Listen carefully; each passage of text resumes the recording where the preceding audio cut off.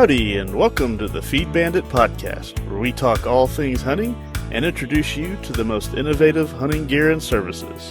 Here are your hosts, Jimmy Byrne and Richard Kinchlow. Howdy, folks. Welcome back to the Feed Bandit Podcast. Jimmy here, as always, joined by Richard. How's it going, Richard? I'm here, buddy. I'm here. You're still alive? I'm here. Yeah, I am still alive. And I've actually gained weight during the Contra scare of 2000. Well, still here. In fact, I'm sitting in the same clothes I've been in for a couple days now. You know, we're watching. We spending money on laundry tablets. You know, so Right. yeah.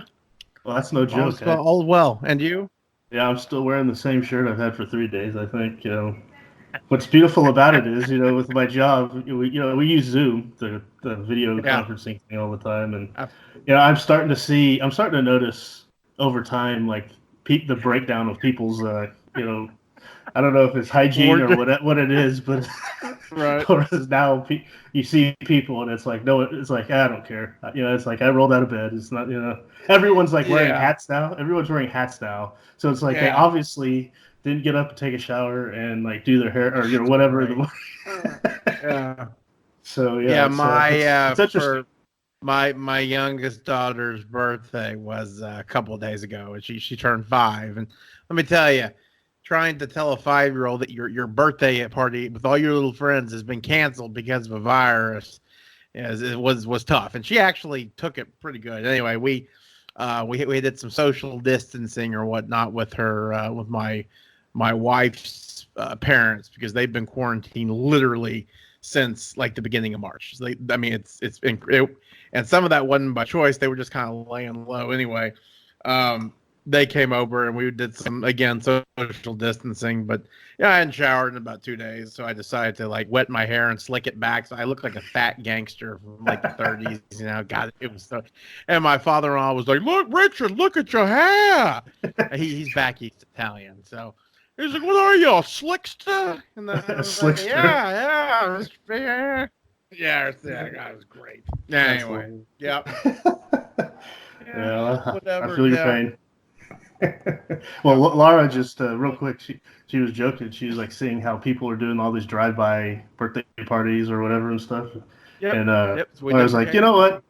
We had to get out and drive around, and when we see one, let's just join the procession and let Jeb, yell out the window, "Hey, happy birthday!" and see if they notice who we are. Yeah, that's right. Yeah. Oh yeah. Absolutely. But anyway, let's get to why we're here today. All right. Yes, let's do it. I'm excited about this one, by the way. Yeah, we're really excited. Today, we're honored to have Kenneth Sharber, owner of the Muy Grande Deer Contest and the Muy Grande, I guess, store. Is that right as well? Yes, sir. All right. Glad to be on. Yeah, we're excited to have you. Welcome to the Feed Bandit Podcast. Yes, sir. Well, I'm a little concerned. I'm listening to you guys get at it there. I'm going to get y'all's address before we get off this cast here, and I'm going to send y'all some fresh Muy Grande camo clothing. I'm going to make sure you guys are taken care of, man. Oh, I will definitely put that on him, definitely. Oh, God, absolutely. I send you Lysol, but they take that off the shelf fast it comes in, man. Oh, right. Yeah, Lysol, and I'll tell you what, since we're all deer hunters here, think about, what's going to happen, come deer season, when people when people want want the rubber gloves to clean deer, and this thing's still going on. Oh, there ain't none of those available. Yeah. You have to do it the old-fashioned way. Wow, didn't even think about that. You got to get your hands dirty, I guess, or clean them. Hey, one day at a time, guys. We'll solve one problem at a time. That's there right. You go. That's right. Yes, sir. Well, Kenneth, again, thanks for coming on. Do you mind just getting started, telling us a little about yourself, and if you don't mind, just going in and letting us know what the Muy Grande Deer Hunting Contest is. Yeah, I appreciate it. Like I said, Jimmy and Richard, thanks for having me on.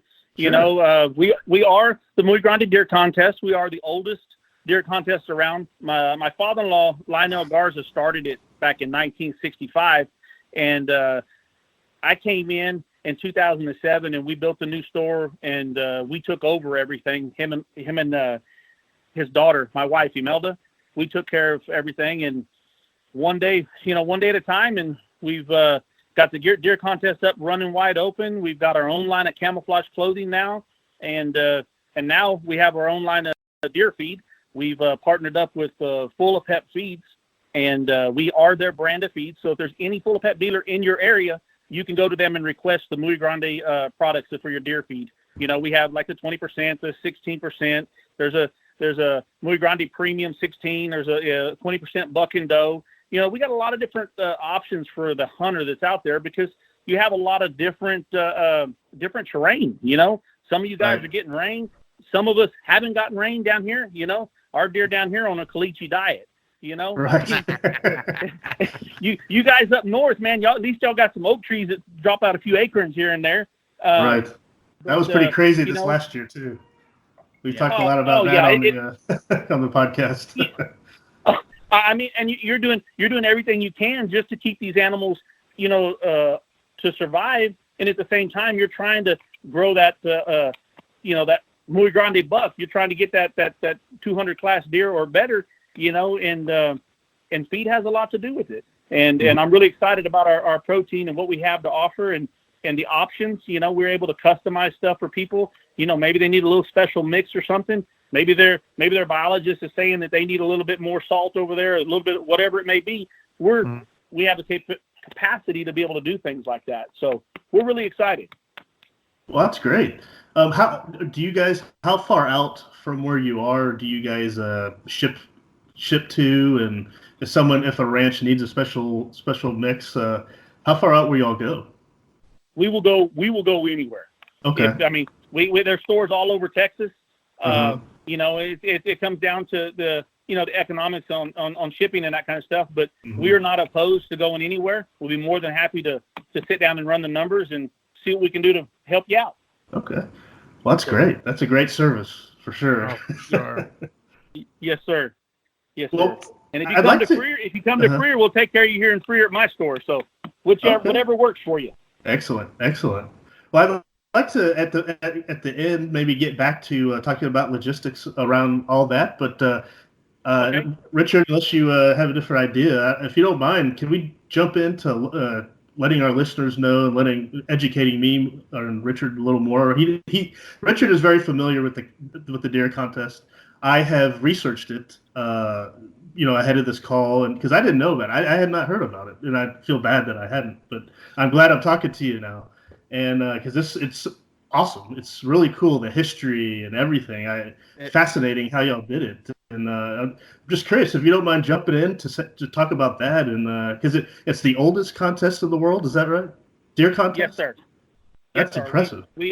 Yes, sir. Matter of fact, the Texas Parks and Wildlife just did an article on us a while back, acknowledging that. They did a very, very, very nice, extensive article about our deer contest and about the beginning and stuff. And anybody you can go to our website, to the Muy Grande and research us, and there's a history page there. And I encourage people to go look at that and read the history about how it started out, how my father-in-law started in 1965 to put it together, and, how it's evolved to what it is today. And, you think about today, we're going through crises and stuff in this world. And unfortunately, we're fighting a disease, back then when he started it, he was trying to drum up business. And who would have thought that the deer industry would end up becoming a multi-billion-dollar industry and employ so many people and do the good things that it does for, game management and the economics around it. Mm-hmm. Yeah, we'll definitely link to that history page in our show notes, because it's fascinating. And your father-in-law sounds like an amazing man for sure. Yeah. He's got some stories. I bet. Oh man, there's a lot of things happen at the deer camp. I can imagine. Don't we know, Richard? I can imagine he's been around many a campfire in his time. Yes, sir. I feel very blessed, by the grace of God, to be able to be a part of this, and to see some of the celebrities that come into the doors and people that he calls friends, and over the years, and when you have young men that are my age coming in and they're telling me stories about when they were young kids coming in with their grandfathers and how they would take them hunting, and they got their kids. So now this is a generational thing going on. And, there's a lot of love for the sport. There's a lot of pride in what hunting does. And, there's a saying, if you keep your kids hunting, you don't have to go hunt for your kids. Yeah. So, you're exactly right. South Texas has always been known for, for the monster bucks and whatnot. But in my opinion, it really was the Muy Grande big buck contest that really kind of really solidified it. My personal experience with the Muy Grande was it was just by chance. Back in the I would say the early 90s, I was a young man, a very young man, and I would go with my dad to all the hunting and fishing shows around Dallas. And I'd always, I was just obsessed with the outdoors, obsessed with hunting, couldn't get enough of it, And mind you, this was before the Outdoor Channel. This was even before, ESPN Outdoors. Now, I don't know if you ever watched that growing up, but you wake up at 7 a.m. and watch, that for like 2 hours. But so we were at a hunting show one time just out there, and my dad finally, this is 1986, actually. My dad finally bought, actually, I'm sorry, it was 1990. My dad bought me my first hunting tape, and it ends up, it was The Legend of the Muy Grande. And so I watched that tape, damn near every single day for years. And still to this day, it is one of the few tapes that survived the transition to, to DVD, and then from my father, Laserdisc, and then, and then to nothing. And it just, it's still, I still can quote lines from it. It just really, it just made a real impression in my mind. I said, you know what? This, and I didn't know it, but I said, this is Texas deer hunting right here. This is what it should be. This is what, and just anyways, yeah, it was really cool, and I've enjoyed seeing it ever since. Well, to hear stories like that brings joy, because, like in any business and anything you're doing, you want to hear all the positive things, because, man, it keeps you going. It keeps you excited. I tell you a quick little story. One night when we first opened up, man, we were working. It was open. We opened at 4 a.m. and we were closing at 12, and I was working day in and day out. And, man, I was so tired. One night I was home, and I sat down, and they called me from the store, and they said, Kenneth, they said this kid's bringing a hog in for the contest. And I was like, oh man, a hog. I was like, and I was just like, oh my God, I was so tired. I got up, put my boots back on. I said, here we go. And I kind of, but just being straight up and honest, you kind of grumble a little bit, and you're kind of like, sure.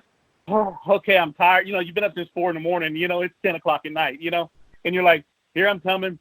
And I sit down there and I'm waiting by the scales for these kids to show up, and this truck backs up. And if there wasn't one, there was 10 kids, and they were probably 5, 6, 7 years old, somewhere in that area.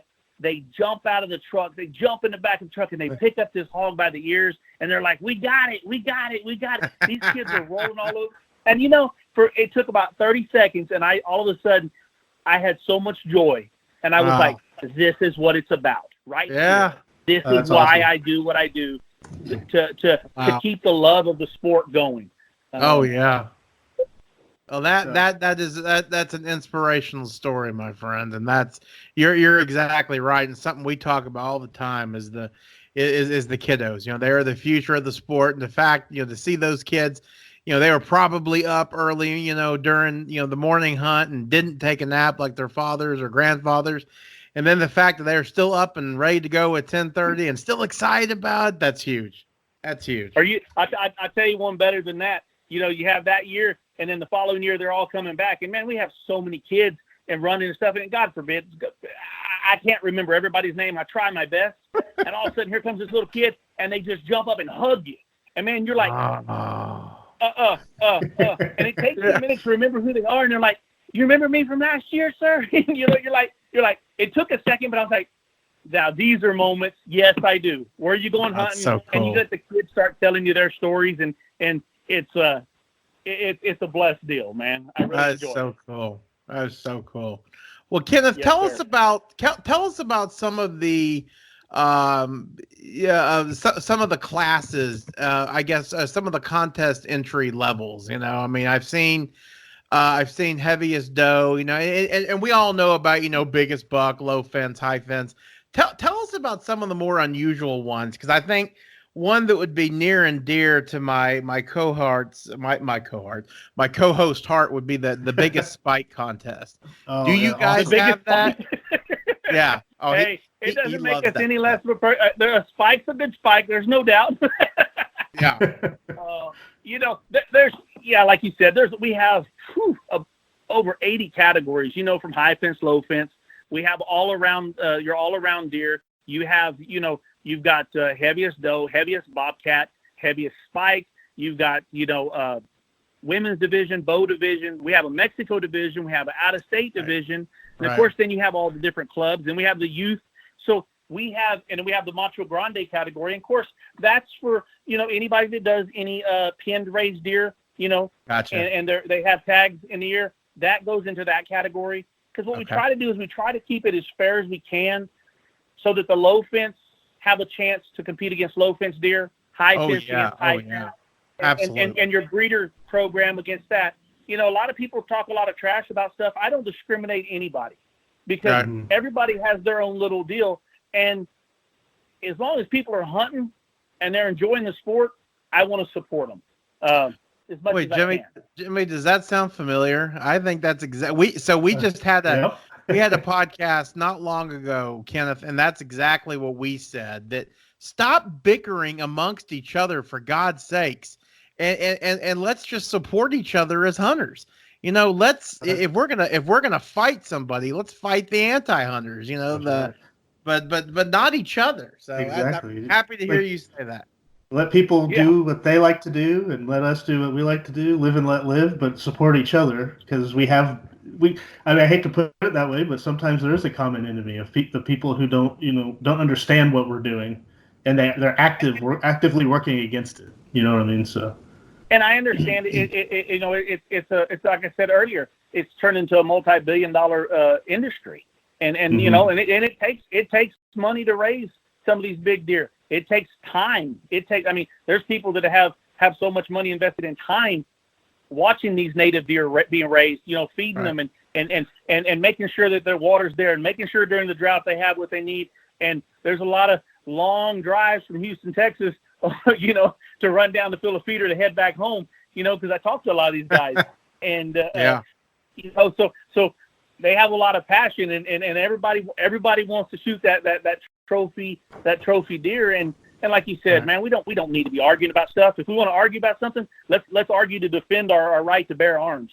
Let's argue for the right things about keeping America great. Let's argue for doing the right things. Absolutely. I'd vote for you. That's for sure. Yeah, no doubt. Yeah. You guys in the contest go beyond deer, is that right? Because I heard you say bobcats and of course hogs. So you have categories for other animals as well. Hogs, deer, javelina. That's about it. Yes, sir. Okay. We don't get into any of the other stuff, sir. Well, we just don't. Okay. That's great. What I'm just curious. Do you know off the top of your head, like do you have a biggest hog award? Yes, sir. I do. The heaviest hog. Yeah. What's the heaviest that has come through? Do you remember? I'm just curious. Ooh, I think the heaviest we got was 400 pounds. Oof. Right at 400 pounds, I believe. It's some give or take a little bit on that weight. But yes, sir, we've had some big ones, and thank God for the forklift. Oh yeah, I bet. Wow. When you see the old scale kind of creak a little bit, you know you got a good one. Oh yeah. Oh man, that's fantastic. Yes. I've had some. They got huge. We got some huge tusks, and which hogs need to be taken out. They need to be, because man, they tear up the feeders. They cost you money. They need to be gone. Yeah. No, at least ways controlled. At least ways controlled. I agree. Hey, hold on one quick moment. Hey folks, have you ever wished that there was an easier way to find the hunting feeds, supplies, and services you need, when and where you need them? If so, check out our hunter search at feedbandit.com, where you can see what hunting suppliers are in your area or are on the way to your land. Don't waste any more precious time searching Google or calling around for feed, blinds, feeders, or even outfitters. Just use our targeted search for hunters, the Feed Bandit Hunter Search, over at feedbandit.com. We'll find your feed. Hey, tell us, Kenneth, talk to us about your camouflage line. I'm curious. Yes, sir. We own the patent on the mesquite beans, and we patent the mesquite tree is what it is, the mesquite leaves, and that is our pattern of our camouflage. And my father-in-law and us, it's a long story behind it, how it came to be. But you know what? We're excited about it. It's growing. It's ours, and we've got a lot of good feedback on it. And just a shout out there. I'm looking for a factory in the United States to produce it. Just saying. Excellent. Excellent. All right. Very cool. Keep America great. That's where I'm looking. There you go. Oh, I love it. I love it. Yeah, I looked at it and I really like the pattern. I mean, it's really, I think it looks really good, and I think it'll blend in not just there but elsewhere. You know, where you've got mesquite and all that. So that's huge. Oh well, the JB3 Yes, that'd be great. My family's place out in West Texas. Well, all we have is mesquite there. This would be mesquite and cactus. So this would be great. Yes, sir. Yes, sir. It blends very well in the brush, and you know, it's we're excited about the pattern we came up with. It took some time. My father-in-law and I we put it together, and you know, and actually where it started, he was taking a picture of a longhorn steer eating mesquite beans off of a tree that he'd been taking care of. He'd been trimming it up and grooming it, and the tree was beautiful that year. And it was an ideal picture. And that's where the start came from, the picture of that steer eating the beans. And I love that. We took it from there, and between him and I and a lot of people, we beat the bushes and put it together, and it's been an adventure, you know. Excellent. Very cool. Very cool. So I see on here where the contest also gives out donates to scholarships and things to students and whatnot. That's great. Helps out, gives back. Yes, sir. Yeah. Yes, sir. We also have Muy Grande Ministries. We're a 501c3 outreach ministry, and at our award ceremony every year we have a silent auction, and the proceeds that are raised at that silent auction, all of that money goes back to give scholarships to the kids. We have an award ceremony every year. You know, it here in Freer. It's growing and growing every year, and man, I'd love to have you guys down there if y'all would like to come. Oh yeah. Lord willing, this virus stops and all that stuff, we get cleared up, and they allow us to congregate. You know, because we have a whole lot of people there. Oh yeah. Well, when do you typically hold the ceremony? Actually, it's scheduled for June the 25th. Okay.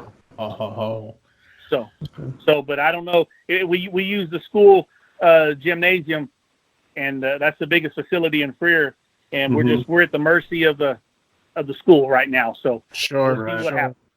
Fingers crossed. Come on. I know, man. I know. Trust me. We're like, because we have a lot of fun at the awards. I mean, it's a lot of work, but man, when everybody gets to come and you get to share your stories, and but this is what the hunting is about. It's about showing off your deer and you know, asking somebody how they raised that big deer, how they did it, and you learn. Everybody's learning from each other. So, absolutely. Wow. So what's your father-in-law up to now? I mean, I'm assuming he hangs around the store, and you know, especially with weigh-ins. If it was me, I know I couldn't stay away from looking at all the deer coming in. That would be me. Sir. Yes, sir. He comes up here with me, and him and I, we score the deer. We got a few people that help us throughout the season, a little bit of relief, but 95% all deer scored. Mr. Garza or myself, we're the ones that score it. Yes, sir. Oh, that's so cool. So cool. Yes, sir. Very It is. I tell you, it's a lot of fun, a lot of work, but it's very rewarding. Oh, absolutely. Absolutely. Now, when does the contest end? I mean, I guess, well, I may just kind of answer my own question, because I know with MLDP, you know, but your high fence deer are in separate categories. So is there a cutoff for the contest? Yes, sir. We go with the Texas Parks and Wildlife, of course, by their guidelines from when bow season starts in September, and then we run all the way through to the end of the actual deer season. We do not go into the extended MLD part of the season. We do not go into that. Okay. So the last day, whenever the Texas Parks and Wildlife says the last day is, that's the last day of the contest. Gotcha. And when they bring in their deer, how does the process work? They bring it in, and you guys like take it and help process it, and then score it for them, or I mean, like how does the whole once I get a deer, I bring it in. How does that work? Okay, first thing is you have my major rule is you have to be signed up in the contest before you kill the animal. Okay. So you already get signed up, whether it be online or here in the store, whichever way is convenient for you. We get you signed up.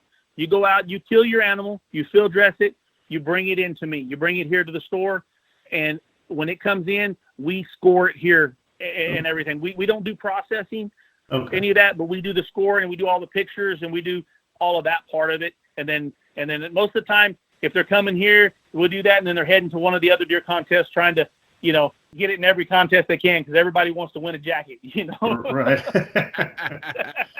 Okay. You can't blame them. Right. Yeah. Now I remember seeing in my copy of the Muy Grande Big Buck Contest. I remember your father. I remember Mr. Garza interviewing the first winner of the contest, and the gentleman. His name escapes me, but he your father-in-law gave him a pocket watch, and yes, sir. It was really cool seeing that interview. Yes, sir. Mr. Garza. Yeah, his name was Homer. Yes, sir. Okay. He was the first one to kill the first winner of the Muy Grande, and that's exactly right.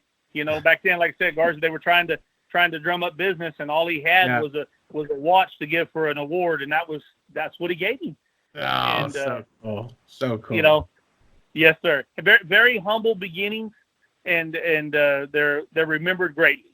Oh, that's so cool. Mm-hmm. That's cool. Yeah, it really is. So I see on the website, Muy Grande obviously is the contest, and you mentioned your camo and your feed, but you guys are a full, I guess, grocery store. You have a full-time restaurant in there and a gas station and other sporting goods and such. Sporting goods, truck stop. We do catering. We do all sorts of stuff in here. We're a small town store, but we do a lot, like I said, from gas to truck stop to sporting goods, hunting supplies, food, drinks, snacks, ammo, a little bit of everything.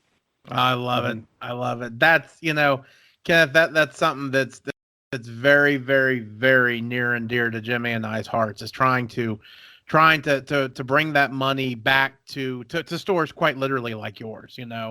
These big box stores are good for some things, but when it comes to feed, when it comes to hunting supplies, you guys are the ones that need to be getting that business, because right. I know that your business there in Freer is absolutely part of the pulsing, of the Freer, Texas heart, if you will. It's so important. Obviously not only from a economic standpoint, but just from a cultural standpoint. Freer, Texas is one of the biggest deer hotspots in the entire country. Supporting businesses like yourself there is huge for both the economy and for the deer hunting culture. No doubt about it. Yes, sir. You're exactly right. Awesome, Richard. What else you got? Oh my gosh. It's other than filling out your application as soon as possible. Right. Yeah. Hey, I tell you what. You got to be clean, man. There's some deer on Rancho Bandito that maybe could win a couple of the categories. So I don't know if they can compete with the South Texas Giants. So yeah, there's a lot of categories though, right? So like I tell everybody, you never know. You got to bring it in. You got to bring it in. They're like, but you just never know what's going to happen. We've had people that have gotten disqualified because the Parks and Wildlife came in and they had a mistake on their license. Oh yeah. And I've had crazy stuff like that happen. And man, the guys that thought they couldn't win, all of a sudden, you're calling them and telling them congratulations, your deer just went to first place. And they're like, man, you can almost make a grown man cry. Yeah. Right. Oh, that's awesome. Oh man. Well, I'd like to encourage everybody to if you're not following, the Muy Grande's Facebook page, please, or their social media, please do, because I do, or we do at Feed Bandit, and I'll tell you, it is a lot of fun because they post, or at least lately, it's probably a year-round thing. They post pictures of all the winners. So if you like to see big deer, it's quite literally, it's a nice break, to be able to look at all the contest winners, and you could see the smiles on their faces. And for me, I always kind of yearn to hear the story behind it. It's definitely a good distraction from what we're going through right now, right? Get you fired up and hopeful for the coming deer season. For sure. Yes, sir. Hey, and anybody out there that's following us on Facebook or like I said, all the social media, or going to the website, there's emails on there. If you got questions, ask. Send us text messages. We try our best to put resources together. I may not have the answer for you, but I may know the person that has the answer you're looking for. And, we're always willing to help, and we're always willing to listen. And, we're a family-owned operation, and we're here to help everybody. I was reading through some of the regulations on the application page on the website. I was curious, but what is the husband and wife category? Is that each one of them shoot a buck, and it's the total of like the size of the bucks, or how does that one work? I'm just curious. By the score of the deer, yes, sir. We take each individual score and we add it together, and then yes, sir. Okay. And that one's always been kind of fun because it's like that one's kind of a cute category. What is the? Also, I'm just curious. There's a youngest, most successful category. What are typically the youngest? What's the age of the youngest winners typically, or even the youngest entrants? 5 and 6 years old. Okay. Yes, sir. 5 and 6. And it's pretty awesome. And of course, they have to video their kill. Everything is all recorded to verify that they shot the animal. And I tell you what, it's pretty cool, man. With some of these kids, they're full of spunk, man. They come in there in about 30 seconds, that boy or that girl killed that animal, because they're like, man, sir, and they're like, and the gun went bang, and and I'm like, oh wow. Oh, that's so cool. God, just to see I'd love to see those videos. I mean, you got to be, and then probably the parents, they're the ones screaming like, with excitement or whatever. So. Yes, sir. Yes, sir. That's and great. we got, and thank God we got guns and stuff that and things in places where there's not so much recoil on some of these rifles and stuff, to where these kids can shoot them. And so it's like I said, if it encourages them to go out and hunt and do it the right way, I support it. There you go, for sure. Yes, sir. Excellent. Well, Kenneth, before we let you go tonight, anything else you want to tell any of the listeners out there about what you guys are doing? We're doing our best to support and keep America great. We love the hunters. We love to hunt. And, at the end of the day, we're all in this together. We're all one big family. And hopefully we'd like to hear your hunting stories. We'd like to see your kill. We'd like to be a part of, or you to be a part of the hunting world that we're in, and work together. Excellent. So folks, if you're ever in the South Texas area, stop by and see our buddies at the Muy Grande General Store and the contest in Freer, Texas. Good folks, and they are definitely keeping the Texas deer hunting culture alive and well. We appreciate it, Kenneth. Thank you. Thank you, guys. Thank you for your time. Yeah. Thank you so much for coming on the podcast. Hey, y'all need to holler back when the season's going strong. Maybe we can get y'all an update on what's going on. Oh, perfect. Absolutely. That sounds great. That's a great idea. Yeah, it'd be cool to have maybe a progress update, and then if you come on at the end of the contest next year or something, after you post the winners, of course, maybe come on and talk about them with us or whatnot. That'd be fun. I would not have a problem with that.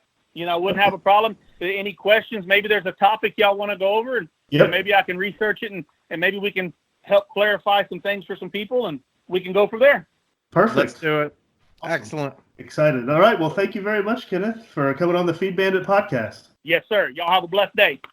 All right, folks. That was Kenneth Sharber, owner of the Muy Grande Deer Contest and the Muy Grande, General Store there in Freer, Texas. How cool was that? I like I said at the beginning, I hadn't really heard about it until you told me about it. So I did a lot of research. I read up on all over their website and everything, read the history. again, which I recommend people do. We'll link to it. Oh yeah. And man, that's absolutely fascinating. What his father-in-law was able to build there, and then what he's running now, and what they're doing with that contest. It's really cool.